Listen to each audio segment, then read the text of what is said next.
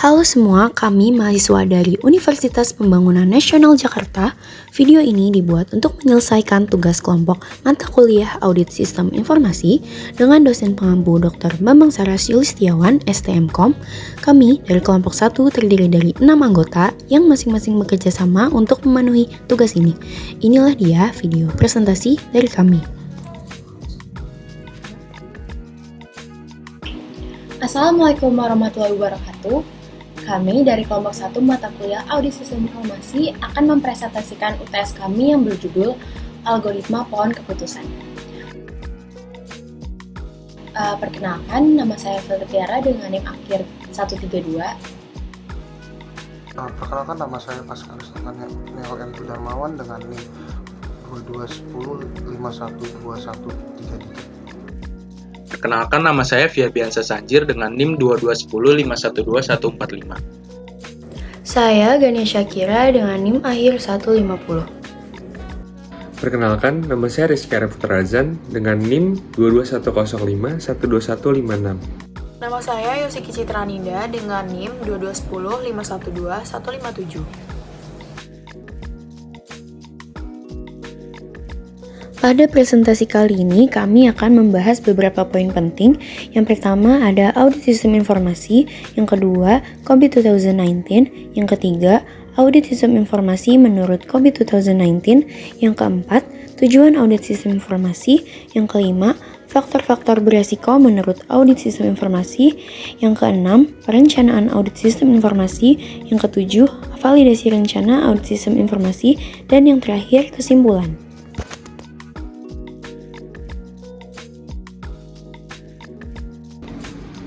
Baik, di sini saya akan menjelaskan apa itu audit sistem informasi. Audit sistem informasi adalah proses kritis yang dilakukan oleh para profesional audit untuk menilai, memeriksa, dan menguji sistem informasi yang ada dalam sebuah organisasi atau perusahaan. Audit ini bertujuan untuk mengevaluasi kualitas, keandalan, dan keamanan sistem informasi, serta mengidentifikasi potensi masalah yang dapat mempengaruhi efektivitas, operasi, dan kinerja organisasi atau sebuah perusahaan. Audit sistem informasi adalah sebuah pendekatan yang holistik dan penting untuk memastikan bahwa teknologi informasi yang digunakan dalam suatu organisasi beroperasi secara efisien, aman, dan andal. Berikutnya itu adalah metodologi dan proses audit. Metodologi dan proses audit sistem informasi adalah tahap-tahap penting yang harus diikuti oleh para profesional audit untuk memastikan bahwa audit dilakukan dengan cermat dan efektif. Nah, berikut ini adalah poin-poin dalam metodologi dan proses audit. Yang pertama itu ada perencanaan audit.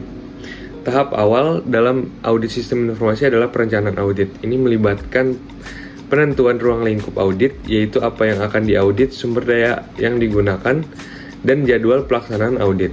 Nah, selanjutnya itu ada pengumpulan bukti. Setelah perencanaan audit, tahap selanjutnya adalah pengumpulan bukti. Ini melibatkan pengumpulan data dan informasi yang diperlukan untuk mengevaluasi sistem informasi. Selanjutnya itu ada analisis dan evaluasi. Pada tahap ini, bukti tersebut dianalisis dan dievaluasi. Para profesional audit akan mengkaji data untuk mengidentifikasi masalah potensial. Selanjutnya itu penyusunan temuan dan rekomendasi. Setelah analisis dan evaluasi selesai, para profesional audit akan menyusun temuan dan rekomendasi. Temuan adalah hasil dari penilaian terhadap sistem informasi dan mencakup masalah atau kekurangan yang ditemukan selama audit. Selanjutnya itu ada rapor audit. Rapor audit adalah dokumen akhir yang berisi hasil audit, temuan, rekomendasi, dan kesimpulan. Rapor audit ini adalah cara utama untuk berkomunikasi dengan manajemen dan pihak-pihak yang berkepentingan tentang hasil audit. Nah, yang terakhir ini adalah tindak lanjut. Audit sistem informasi tidak selesai begitu rapor disusun. Langkah penting berikutnya adalah tindak lanjut. Organisasi harus mengevaluasi rekomendasi yang diberikan dalam rapor audit dan mengambil langkah-langkah yang diperlukan untuk mengatasi masalah yang telah diidentifikasi.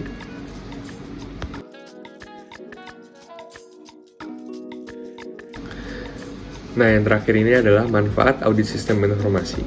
Yang pertama itu peningkatan keamanan data. Yang kedua, efisiensi dari operasional. Yang ketiga, pengelolaan resiko yang lebih baik. Dan yang terakhir, pemenuhan persyaratan dari regulasi.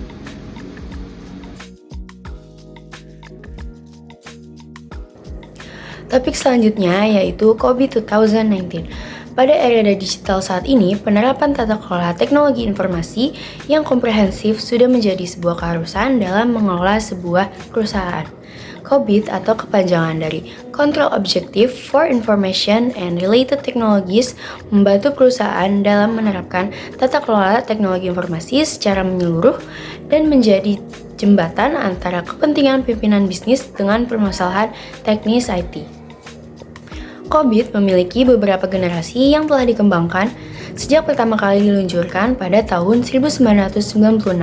Pada kali ini, kami akan membahas tentang COBIT 2019. COBIT 2019 merupakan generasi ke-6 dari COBIT yang dikembangkan oleh IT Governance Institute, yaitu salah satu bagian dari Information System Audit and Control Association atau ISACA pada tahun 1996. COBIT 2019 merupakan kerangka kerja yang menyediakan prinsip, praktik, alat, dan model yang diterima secara global untuk meningkatkan kepercayaan dan nilai dari IT perusahaan. Selanjutnya yaitu ada komponen of governance system COBIT 2019. Yang pertama ada proses, yaitu serangkaian kegiatan yang telah dirancang secara berurutan untuk mencapai suatu tujuan tertentu. Yang kedua yaitu ada organizational structure, yaitu adalah entitas pembuat keputusan utama dalam suatu perusahaan. Yang ketiga yaitu ada principle, policies, and procedure. Jadi merupakan prinsip, kebijakan, dan prosedur untuk menerjemahkan perilaku yang diinginkan menjadi pedoman praktis untuk keseharian pengelolaan manajemen. Yang keempat yaitu ada information. Jadi informasi ini berfokus pada informasi penting yang diperlukan untuk berfungsinya sistem tata kelola secara efektif di dalam perusahaan dan diperlukan agar suatu organisasi itu dapat dikelola secara baik. Yang kelima yaitu ada culture, ethics, and behavior. Jadi budaya, etika, dan perilaku individu di perusahaan yang sering dianggap remeh sebagai faktor keberhasilan di dalam kegiatan tata kelola dan manajemen. Dan yang terakhir itu ada people, skills, and kompetensi. Jadi orang, keterampilan, dan kompetensi dibutuhkan untuk membuat dan menentukan keputusan yang benar, melaksanakan tindakan korektif, dan berhasil dalam menyelesaikan semua aktivitas. Selanjutnya ada COBIT 2019 Principle. Jadi, COBIT 2019 itu memiliki 6 prinsip untuk sistem tata kelola atau governance system dan memiliki 3 prinsip untuk kerangka kerja tata kelola atau governance framework. Jadi, untuk governance system itu sendiri, yang pertama yaitu ada provide stakeholder values. Jadi, prinsip ini itu menekankan pentingnya perusahaan memahami dan memenuhi kebutuhan pemangku kepentingan terkait dengan TI. Yang kedua yaitu ada holistic approach. Prinsip ini tuh menyoroti pentingnya mengadopsi pendekatan yang komprehensif dan menyeluruh dalam tata kelola teknologi informasi. Yang ketiga yaitu ada dynamic governance system. Prinsip ini menekankan pentingnya memiliki sistem tata kelola TI yang responsif dan mampu beradaptasi dengan perubahan lingkungan dan kebutuhan bisnis. Yang keempat ada governance distinct from management. Jadi prinsip ini tuh menekankan pentingnya memisahkan peran dan tanggung jawab antara entitas yang mengelola dan mengawasi tata kelola sistem TI dengan entitas yang bertanggung jawab atas manajemen sehari-hari dalam sistem TI. Yang kelima yaitu ada tailored to enterprise needs. Jadi sistem tata kelola harus disesuaikan dengan apa yang menjadi kebutuhan perusahaan dengan menggunakan beberapa faktor desain sebagai parameter yang digunakan untuk menyesuaikan dan mengutamakan komponen sistem tata kelola TI. Dan yang terakhir yaitu ada end-to-end governance system. Jadi prinsip ini tuh menunjukkan pentingnya memahami dan mengelola seluruh aspek yang berkaitan dengan sistem TI di seluruh organisasi. Lalu selanjutnya ada prinsip berdasarkan governance framework. Yang pertama itu ada based on conceptual model. Jadi prinsip ini tuh menekankan pentingnya memiliki dasar konseptual yang jelas dan terstruktur untuk tata kelola sistem TI. Yang kedua yaitu ada open and flexible. Jadi prinsip ini itu menggarisbawahi kebutuhan untuk tata kelola TI yang dapat beradaptasi dengan perubahan, responsif terhadap tantangan baru, dan dapat memanfaatkan berbagai sumber daya serta praktik yang relevan. Lalu yang ketiga itu ada align to measure standar. Jadi prinsip itu menunjukkan pentingnya mengikuti standar dan pedoman industri yang sudah diketahui, yang sudah diakui. Yang selanjutnya yaitu ada domain COVID 2019. Jadi di domainnya ini tuh terdiri dari dua objektif. Yang pertama itu ada governance objektif yang terdiri dari evaluate, direct, and monitor atau disebut juga EDM. Nah, domain ini tuh proses pengelolaan yang berhubungan dengan badan pengatur dan pengevaluasian opsi strategis, mengarahkan manajemen senior pada pilihan strategis yang telah dipilih dan memantau serta memonitor pencapaian strategi. Lalu yang berdasarkan manajemen objektif yaitu terdiri dari 4. Yang pertama itu ada Align, Plan, and Organize atau disebut juga APO. Di dalam domain ini tuh membahas keseluruhan organisasi, strategi, dan aktivitas pendukung untuk informasi dan teknologi. Lalu yang kedua itu ada Build, Acquire, and Implement atau disebut juga BAE. Domain ini fokus dalam mengidentifikasi, mengelola, dan merawat definisi, akuisisi, dan implementasi solusi informasi dan teknologi dan integrasinya dalam proses bisnis sesuai dengan sasaran bisnis. Lalu yang ketiga ada Deliver, Service, and Support atau DSS. Di dalam domain ini tuh berfokus untuk mengelola pengiriman operasional dan dukungan layanan untuk pengguna informasi dan teknologi termasuk keamanan dan konstitusivitas. Lalu yang keempat ada Monitor, Evaluate, and Assist atau MEA. Di dalam domain ini tuh akan membahas pemantauan kinerja dengan memonitor semua proses apakah dijalankan atau tidak. Yang berikutnya yaitu ada manfaat COVID 2019. Yang pertama yaitu meningkatkan tata kelola teknologi informasi. Yang kedua, peningkatan efisiensi dan efektivitas. Yang ketiga, menyelaraskan teknologi informasi dengan tujuan bisnis. Dan yang keempat, pengelolaan risiko yang lebih baik. Jadi, secara umum, COVID 2019 itu membantu perusahaan dalam memaksimalkan sistem manajemen teknologi informasi agar menunjang terhadap performa perusahaan. Oke, jadi yang pertama itu ada audit sistem informasi menurut COVID 2019. Jadi, audit sistem informasi menurut COVID 2019 itu adalah suatu proses yang penting dalam mengelola dan mengendalikan teknologi informasi dalam sebuah organisasi. COVID 2019 ini dikeluarkan oleh ISACA dan IT Governance Institute yang merupakan kerangka kerja yang komprehensif untuk tata kelola dan pengendalian teknologi informasi. Dalam COVID 2019, audit sistem informasi memiliki peran yang sangat penting dalam memastikan bahwa teknologi informasi digunakan dan dikelola dengan baik dalam organisasi. Proses audit sistem informasi menggunakan kerangka kerja COVID sebagai pedoman untuk mengidentifikasi kebijakan, prosedur, kontrol, dan praktik terkait yang harus diperiksa. Jadi di dalam kerangka kerja COVID 2019 ini, audit sistem informasi bertujuan untuk yang pertama ada menilai kesesuaian atau conformance, yaitu memastikan bahwa praktik, prosedur, dan kontrol terkait dengan TI di organisasi tersebut sesuai dengan prinsip-prinsip COVID 2019. Ya, yang kedua ada mengevaluasi kinerja atau performance. Ini adalah menilai sejauh mana praktek TI dalam organisasi. Yang ketiga ada memastikan kepatuhan atau insurance. Ini adalah memeriksa kepatuhan organisasi terhadap peraturan, standar, dan persyaratan yang berlaku. Yang terakhir ada mengidentifikasi risiko, yaitu identified. Ini yang mengidentifikasi potensi risiko dan ancaman terkait dengan penggunaan TI dalam organisasi. Selain itu, framework COVID mencakup prinsip-prinsip domain, komponen, dan konsep dasar yang merupakan landasan dasar dari audit sistem informasi.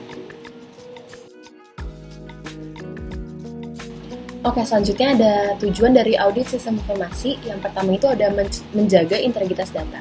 Jadi audit sistem informasi ini bertujuan untuk menjaga integritas data, yaitu memastikan bahwa data yang disimpan dan diproses oleh sistem informasi tetap akurat, lengkap dan tidak mengalami perubahan yang tidak sah.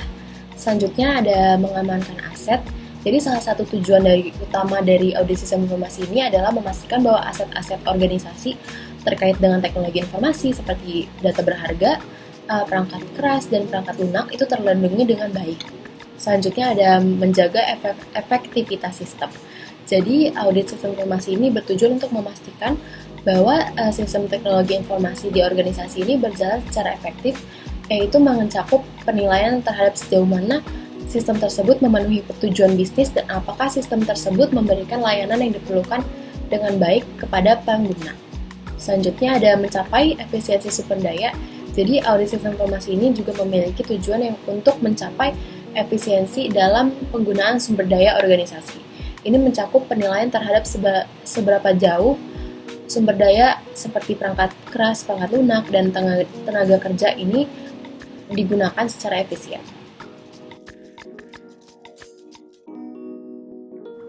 Faktor-faktor yang berisiko menurut audit sistem informasi. Yang pertama ada kualitas data. Kualitas data adalah fondasi dari semua analisis yang melibatkan algoritma pohon keputusan. Yang kedua ada kerahasiaan data. Algoritma pohon keputusan sering menggunakan data sensitif atau rahasia, seperti data pelanggan atau data keuangan.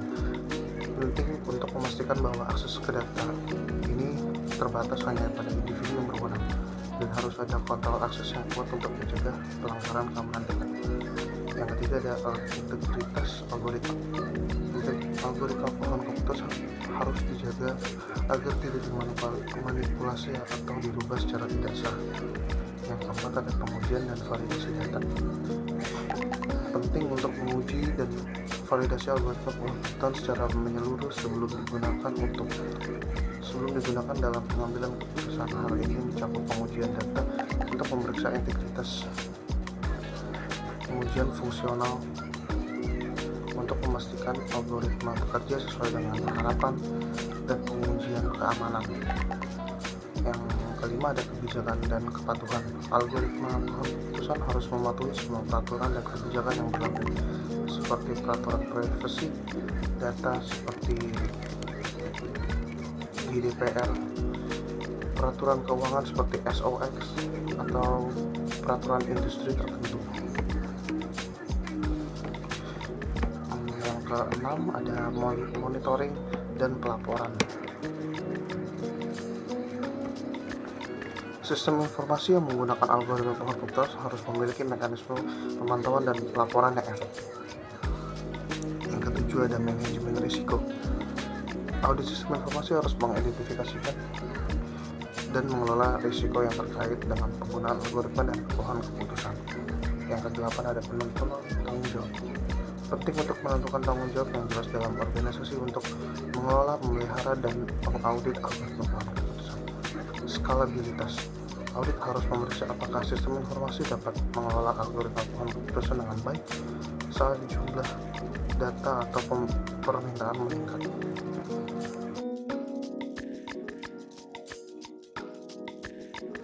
Berikutnya ada perencanaan audit sistem informasi. Perencanaan audit sistem informasi yang pertama ialah tentukan ruang lingkup audit, mencakup identifikasi elemen-elemen yang akan diaudit seperti sistem, aplikasi, atau proses tertentu yang akan dievaluasi selama audit. Yang kedua ada witness, identifikasi tujuan audit. Tetapkan tujuan audit dengan sangat spesifik. Tujuan audit dapat beragam seperti menilai keandalan algoritma, memeriksa keamanan data, mengevaluasi kualitas data, dan memeriksa ketaatan dengan regulasi tertentu. Yang ketiga ada pilih tim audit. Bentuk tim audit yang terdiri dari individu yang memiliki pengetahuan dan keterampilan yang relevan. Yang keempat ada rencanakan jadwal audit. Kita perlu menentukan kapan audit akan dilaksanakan, berapa lama audit akan berlangsung, dan kapan hasilnya akan dilakukan. Yang kelima ada identifikasi risiko. Identifikasi potensi risiko yang terkait dengan penggunaan algoritma pohon keputusan dalam sistem informasi. Yang keenam ada kumpulkan informasi pra-pertunjukan. Auditor harus mengumpulkan informasi pra-pertunjukan informasi awal tentang sistem informasi yang akan diaudit. Yang ketujuh ada rencanakan metode audit. Tentukan metode audit yang akan digunakan. Ini bisa mencakup wawancara dengan personel terkait, pemantauan langsung proses pengujian data, serta peninjauan dokumen seperti kode algoritma pohon keputusan. Yang kedelapan ada identifikasi kriteria audit. Kriteria audit adalah standar atau pedoman yang digunakan untuk mengevaluasi elemen-elemen dalam ruang lingkup audit.